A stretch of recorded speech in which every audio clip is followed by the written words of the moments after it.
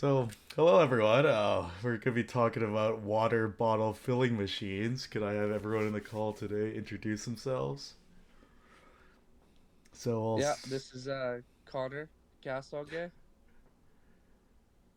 This is Sunny Park. This I'm is okay. I'm sorry. I'm Joseph Riel.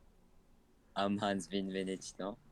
also, and I'm Ravik Vadua, and we'll get started with this conversation. So, the water bottle filling machines have been implemented in schools for the last decade or so, or two, and has recently got more attentions because of the contactless fillable sensor because of the coronavirus and previously also the less waste production from water bottles. Today they are also now applied with hygienic, sustainable, complacent, and dependable attributes. The hygienic attributes that are now like more mandatory for like schools, which are post-secondary, middle school, and colleges and universities are hand-free sensors, antimicrobial surfaces, auto purge, Legionella protection, which I assume is some kind of bacteria, and lead-free airways. They also have smart technology options, programmable features, and reduced single-use bottles.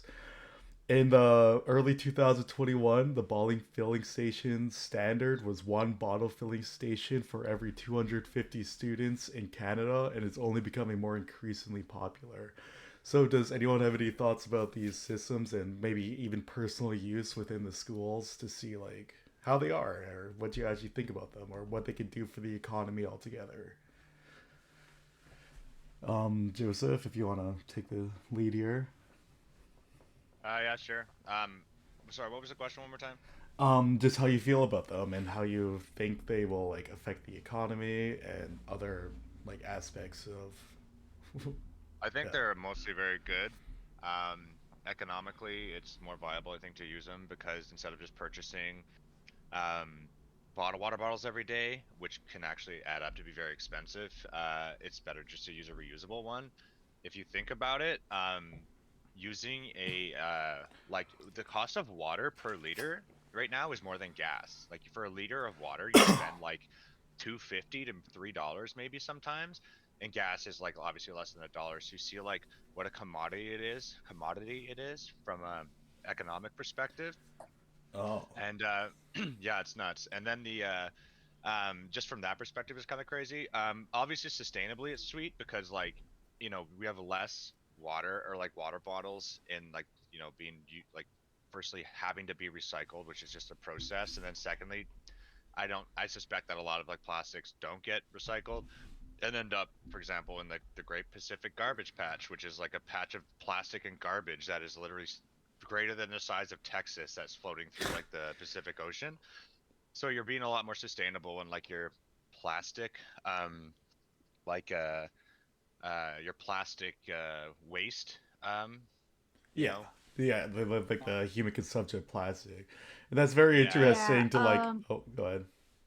oh yeah, sorry. I just wanted to add on to it because um Joseph mentioned that it's sustainable, but economically, if you think about it, so there's like water selling companies out there, and like obviously they're gonna decrease their sales. Of course, like in environmental perspective, it's going to be so much better in the long term, but that's like the this technology will kind of reduces the sales and all the business wise how do say Like this Nestle, right? Like the big yes, water bottle Nestle, companies, and they're pretty yes. corrupt too. So it's very interesting what could So happen.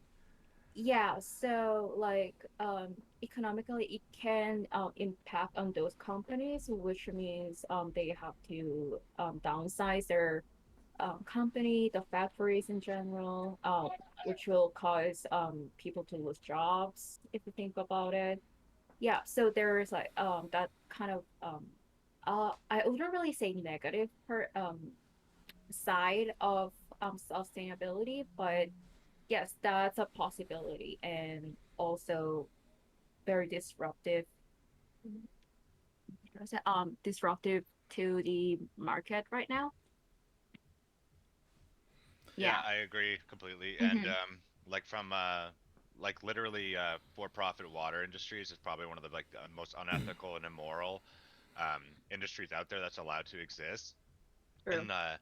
In 2008, um, I believe it was the Harper government actually sold off like 98% of our fresh water reserves to companies to basically for profit.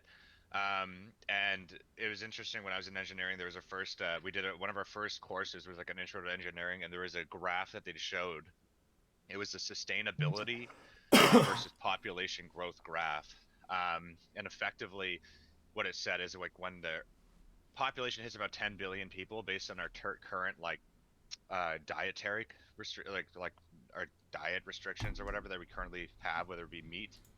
I think it's a meat-based diet. We Mhm. can only sustain like 10 billion people on the earth before we physically don't have the resources to actually satiate them. And there's a lot of like speculation that like the resources that we will be going to war from or for will be less like oil and crude oils, and it'll be more like natural Yes, resources yes. like for like Yeah, yeah. But I think we're straying off the topic a bit. Connor or Hans, do you have anything to add on like the economic size for water, or that? What do you feel about the water bottle systems? Like, I'm sure you've been to the gym and you've seen them around school and whatnot. So, Well, I personally, the water bottle systems, I find like it just like saves water for the environment, which I really like. Um, but it's I find like it just like it's too difficult for people to like trust them because you don't know like where what people have done to them. You know what I mean? It's not like your tap and sink in your so household. do you know? Okay, I'm sorry. I was about to question you on that, but what do you mean by that? Do you think like people in the school would tamper them? Yeah, yeah. Like you know, like you can't just like trust everyone with what they do or what they if they've done anything to where the water's coming out of. And would you Personally, trust your house because of that? I feel like this is more trusted sources in your own house because, like, you know where like the city lines are really running to, like. yeah, that that is true. But yeah, I never really thought of that. But you know what? Like, it's more safe doing that because it can be the same thing for your water bottle, the fill up machine. But um, on top of that, you don't know what people have done to like outside of the lines. You know what I Okay, mean? yeah, I know what you mean. Like yeah. feeding off like a public Yeah, like drinking yeah, fountain. It yeah. could be like Public Because access. sucking on the knob Yeah, or something. and that's there's why I something. always try.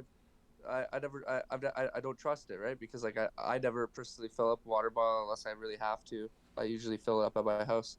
Oh yeah, for sure. One Um, of the other benefits I just thought of too, like I mean, it kind of in contradictory to what you just said is like I think that it's actually better because you have less like face to surface contact with it because like, in a traditional like water station like fountain kind of situation you'd be sticking your face right up in the faucet, whereas here Yeah, you have like actually more of a bit of a barrier between like at people's mouths and like areas that actually just project a bunch of bacteria and shit. You know what I mean? just like yeah. let's watch the language. But Hans, do you have any input to add on to Mm, Yeah. this? around 1.5 billion of single-use plastic bottles are bought daily around the globe, and Hmm. this is having like a considerate environmental impact on the planet. And in terms of health, also like non-returnable plastic bottles contain chemical additives which are harmful in the long run for people's health, Yeah. and that's like people tend to opt for more with for bottles which have like a greater lifespan, which are more durable. So Yeah, for sure. Especially like the water bottles are especially like not a Canadian problem either, but a global problem that needs to be like looked at, right? So I'm sure like in the Philippines, like you can't even drink tap water, so it's very interesting to see these new things coming out. And when if they able to be on a global scale, it could definitely affect a lot of things if people are environmentally conscious or whatnot. Yeah, and these are like precursors. They're like local precursors to like what is becoming actually a greater global trend. And there's desalination systems that are specifically being deployed in like let's say West Africa, where like you can't get drinking water except for anywhere Yeah. but the ocean. Oh wow, yeah, Yeah, it, so they'll actually take salt water and desalinate them to make it fresh water. Um, and they could do so with solar panel now, so it's completely sustainable. So it's like a really neat alternative to like provide fresh drinking water to places that typically would not have those, right? Yeah. So we are reaching near the end of this segment. I'm just gonna give everyone the last 30 seconds to just conclude their ideas, what they learned, what they think about this, and so on. So I'll go last. I'll start with Joseph. Go ahead. I think ultimately the benefits outweigh the non-benefits. I am really really firm in that. Like I believe that the for-profit water industry is like one of the most unethical companies or in the world or industries in the world allowed to exist. Literally within the last 5 years, Nestle's kind of like umbrella company or sorry, baby company, a Fancy Feast, which is like they provide cat food and like for food for animals, was caught using like slave labor in like Southeast Asia. Yeah. So it just gives you a look at like really like the ethics behind some of these companies, and especially like associated with for-profit water industries. And any kind of time you could do like disrupt that industry, I think is better. Yeah, just wait till Yeah. they get a hold of the water bottle filling machine company, though. Just joking. But, anyways, Yeah, yeah. Sunny, go ahead. Yeah, Concluding also, thoughts? yeah. So, well, I think I agree with Joseph actually. The benefits are so much better than the negative aspects of the machine. I just wish it's more broadly used in to the public in general, not only in schools or facilities, but also just in like parks or like so everyone can just use it without any cost of their from their own pocket. So it can the governments can actually look into it to provide clean water for everyone, Yeah. regardless of your classes or your financial situation or whatever. Yeah, that is a Yeah, very interesting conclusion That as is a great well. point. I think that like bus Of, stations and of stuff like that should have it. Yeah, yeah, exactly. It should be more Yeah. like accessible to the public. Yeah. More mhm. public. Yeah. So anyways, Connors, final thoughts.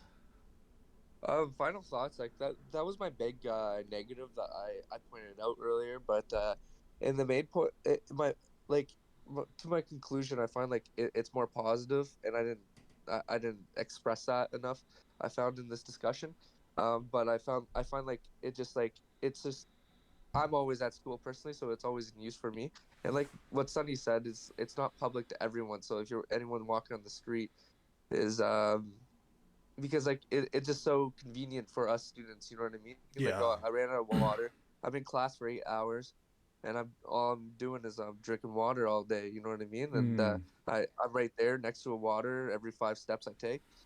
I can just fill up my water bottle, but for um and it's very positive in my eye, I find, just because of that Well, particular yeah, for fact. you personally, you're able to access Yeah. these machines, um right? Yeah, exactly. But other people can say otherwise if they're not in school, or if like probably firms or something like that, Yeah. or companies, they don't have water bottles. They don't have water bottle filling Yeah, yeah. machines. Anyways, Like Hans, do you have any final thoughts about this that you'd like Yeah, I to mean, like, do? water is one of the basic needs for any human being, and like, it should be accessible, especially like when you have weather conditions where you don't know what to expect really. Like, now it's winter, and like, if you're thirsty, I don't. I mean, I don't know where you can go and have fresh water around, and people. I mean, Yeah, yeah. Anyways, yeah, yeah, fantastic concluding thoughts from everyone. It's very interesting. We could get in a whole nother discussion about the public dynamics between who's accessible and who's not for the water systems. So, Anyways, that concludes this segment for water bottles situations. I realized that we could have like actually had a bigger conversation about like less about the school aspect of things, but more of like the public sorts of things because they're part of a bigger part of the economy, and there could also be one on the globally side of things too.